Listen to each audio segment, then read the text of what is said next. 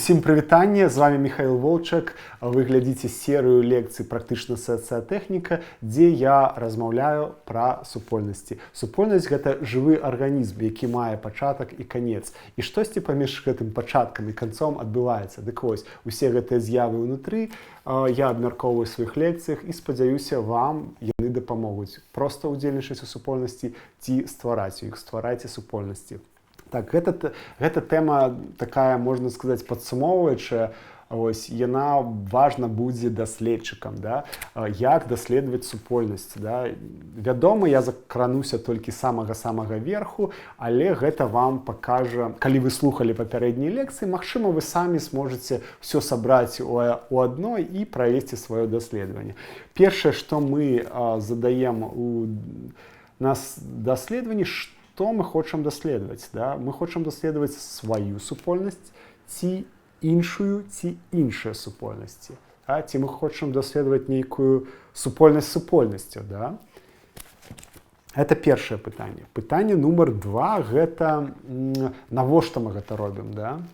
Ось. Ну, тут вельмі проста. Тут насамрэч вельмі шмат практычных момантаў. Да? Па-першае, калі мы даследуем, мы можам лекаваць. Да? Ну, як доктар такі, сацыятэхнік-доктар, які лікуе супольнасць, у якой ёсць нейкія праблемы. Да? Ось. Заўсёды перад аперацыяй ці перад нейкім лекаваннем адбываецца даследаванне. Ось тое самае. Да?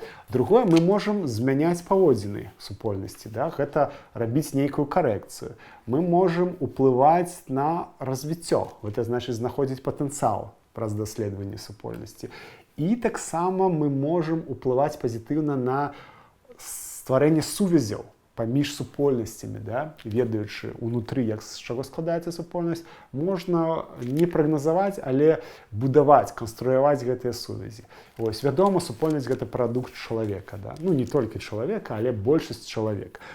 Ось, гэта, пасля адказу на пытанне навошта, мы рухаемся да наступнага кроку. І наступны крок даволі такі таксама класічны. Гэта трэба яе неяк скласіфікаваць супольнасць. Вядома, класіфікацыю можна правесці ў самым канцы, калі даследуеш, але хутчэй за ўсё класіфікацыя будзе слушна ў тым ліку і пачатку. На працягу сваіх лекцый я прапановаў 3 класіфікацыі, вы іх, магчыма, памятаеце. Да? Першая класіфікацыя – гэта па падставам існавання. Да? Яны бываюць агульны лёс і агульны побыт. Там агульны лёс – гэта агульная практыка, агульнае дзеянне і агульны інтарэс. Да?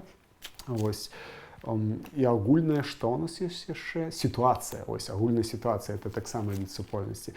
І ў нас ёсць другая класіфікацыя. Гэта па транслятару, да? Па разнастайнасці транслятараў. У нас ёсць універсальныя супольнасці і ў нас ёсць супольнасці спецыялізаваныя. Да? Яны адрозніваюцца наборам транслятараў. Спецыялізаваных супольнасцяў, як правіла, транслятары маюць што? Іх шмат можа быць розныя, да? Яны могуць накіраваны на розныя кропкі дасягнення мэты. Да?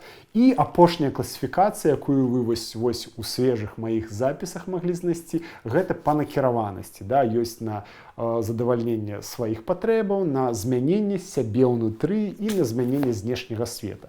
Вось гэтая класіфікацыя дапамагае зразумець, а што будзем далей рабіць, да? Складаць так званы экран. Да? Вось наступны крок пасля класіфікацыі – гэта стварэнне экрана супольнасці, да, як я называю. І гэты экран супольнасці, ён разбіты на слаі. Да? Вось супольнасць можа вывучацца праз слаі. Гэта мой такі падыход. Да? Я прапанаваў 7 слоёў. Да? Самы першы, самы такой відавочны слой – гэта слой уключанасці. Да? І ў гэтым слоі уключанасці мы што вызначаем? Мы працуем з мы-яны. Да? Там у нас прысутнічае наша самавызначэнне ў слоі уключанасці, калектыўнае і індывідуальнае. Да?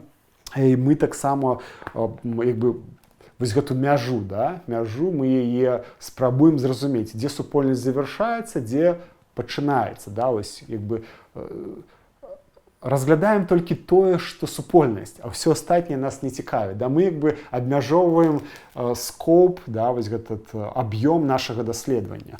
Далей, да, экран складаецца са слоя іерархіі, да, ну, іерархіі там все просто, тут вертыкальная, гарызантальная і гібридная, смешаная. Смешаная насамрэч вельмі часта прысутнічае і часцей, чым нам падаецца, да, тому што две крайні, яны у такім класічным выглядзе не так часто прадстаўлены. Вось далей ідзе слой камунікацый, сувязяў моцных, слабых. Гэта таксама мы ўжо прагаворвалі. Даследаванне слой камунікацыі, ну што дае? Вельмі шмат, да? Мы можам знайсці ядро, мы можам знайсці нейкія кропкі росту, мы можам знайсці сувязі паміж супольнасцямі, да, дзе яны фактычна існуюць, да, а не, напрыклад, напісаны, да, дзесьці зафіксаваны.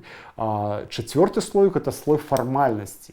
Мы памятаем у адной з тэмаў, я разглядаў як бы тое, што супольнасць можа мець, напрыклад, арганізацыю фармальную, да, зарэгістраваную, а можа яе не мець. Да? Ось, і гэты слой таксама патрабуе вывучэння, таму што пры стварэнні фармальнай арганізацыі ўзнікае вельмі шмат сувязяў і нейкіх эфектаў, да, якія супольнасць мусіць адрэфлексаваць і зразумець, да, якое месца займае арганізацыя, якое месца не арганізацыя займае, да, а, напрыклад, ядро. Дзе ядро? У арганізацыі фармальнай ці не, і гэтак далей. Далей слой ідзе ралявы, да, гэта дынаміка роляў у розных жыццёвых перыядаў, менавіта функцыі ролі, да, як бы, наколькі функцыі змяніліся, наколькі засталіся, ці, напрыклад, як размеркавана роля, да, паміж адным чалавекам, ну, у адным чалавеку, ці паміж рознымі удзельнікамі, да, вось гэта таксама ралявое даследаванне ралявога слоя паказвае. Інфармацыйны слой, да, мы ідзем па інфармацыйным рэсурсам, глядзім як бы на такія інфармацыйныя артефакты, да, вось у ландшафце. Гэта нейкі допісы ў прэсе, папяровай, кнігі, ці гэта электронныя медыі, гэтак далей, гэтак далей. І апошні гэта лідарства. Да? Лідарства гэта не іерархія, падкрэслюю, гэта дынаміка таго, як у супольнасці задаецца рост, да?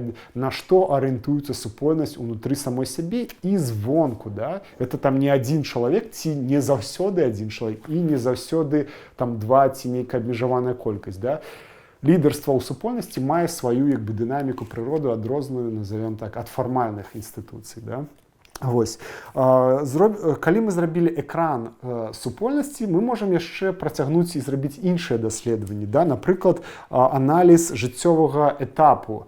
Мы можам сфокусавацца на нейкім жыццёвым этапе, да? І параўнаць яго характарыстыкі з класічнымі, да, якія я прывёў у папярэднім лекцыі. Назовем класічнымі, гэта тое, што я прывёў у лекцыю нумар 10. Да? Вось. Далей мы можам аналізаваць пакаленні, да? Таму што мы ведаем, што вот эта сінусоіда энергетычная, у якой мы назіраем за пад'ёмамі супольнасцямі, гэта хутчэй за ўсё прысутнасць нейкага новага пакалення. І гэта цікава, да? Па-першае, і сам узровень энергіі, і насычанасць, што там адбываецца, і гэтак далей. Да? І параўноўваць асабліва першае, другое пакаленне, гэта самая цікавая тэма. Вось. Аналіз рэсурсаў можам рабіць, да? Прайсціся па ўсім рэсурсам, якія там яны ёсць, пачынаючы з энергіі, увагі, сувязяў, матэрыяльных рэсурсаў, інфармацыйных рэсурсаў, сімвалічных рэсурсаў і ведаў. Да? Вось гэта таксама шматслойны такой даследаванне рэсурсаў, яно патрабуе асобнай увагі. Вось. Ёсць яшчэ даследаванне каштоўнаснага ядра культуры. Гэта цікава, ну, умоўна кажучы, штосьці вельмі блізкае да даследавання слоя ўключнасці, але ў ўключнасці каштоўнасці не разглядаюцца як, ну, у сваёй дынаміцы, да, ці у сваёй, як бы назовем так, класіфікацыі, што ёсць першасныя каштоўнасці, што ёсць другія, што ёсць трэція. Да? Гэта все робіцца ў каштоўнасным даследаванні. Ну і даследаванне адпаведнасці, да? Інтэгральнасці транслятара і мэты супольнасці. Гэта таксама тэма цікавая, бо часам і даволі часта супольнасці пачынаюць рабіць штосьці дзеля раблення, да? Транслятара дзеля транслятара. Напрыклад, кінафестываль дзеля кінафестывалю, ці, напрыклад, футбол дзеля футболу, да? Вось. А іншая мэта дзесьці губляецца. І гэта вельмі частая з'ява, вось, таму даследаванне яе будзе даваць шмат цікавага. Вось, я, канешне же, все тут не падсумую, але даследаванні могуць быць, па-першае, по розным слоям, да, што складае экран, по класіфікацыям. Мы мусім вызначыцца, навошта, каго мы будзем даследаваць, вось, і колькі у нас сіл. Самае галоўнае даследаванне разлічыць сілы. Вось, на гэтым усё, і працягнем у наступнай лекцыі. Усё па даследаванню.